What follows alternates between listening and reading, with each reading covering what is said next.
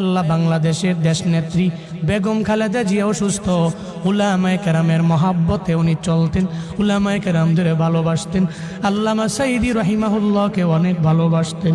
আয় আল্লাহ আলেমদের মহাব্বত করতেন।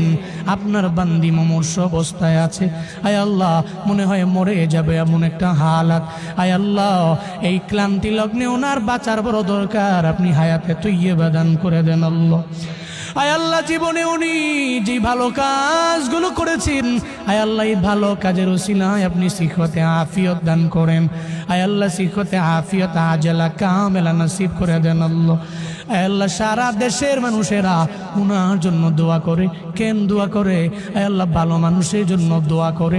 আয় আল্লাহ যারা উলামায়ে কেরামকে মহাব্বত করেছে, আয় আল্লাহ আলেমদেরকে প্রায়োরিটি দিয়েছেন, আয় আল্লাহ উনি বলেছে উলামায়ে কেরামরা জঙ্গি না, জীবনও জঙ্গি হতে পারে না। বাংলাদেশের উলামায়ে কেরাম নিয়ে যে কথা বলতে পারে সে উলামায়ে কেরামের অবশ্যই শুভাকাঙ্ক্ষী। আয় আল্লাহ এই জন্য আমরা উলামায়ে কেরামের আপনার দরওয়াজায় হাত বাড়াইলাম।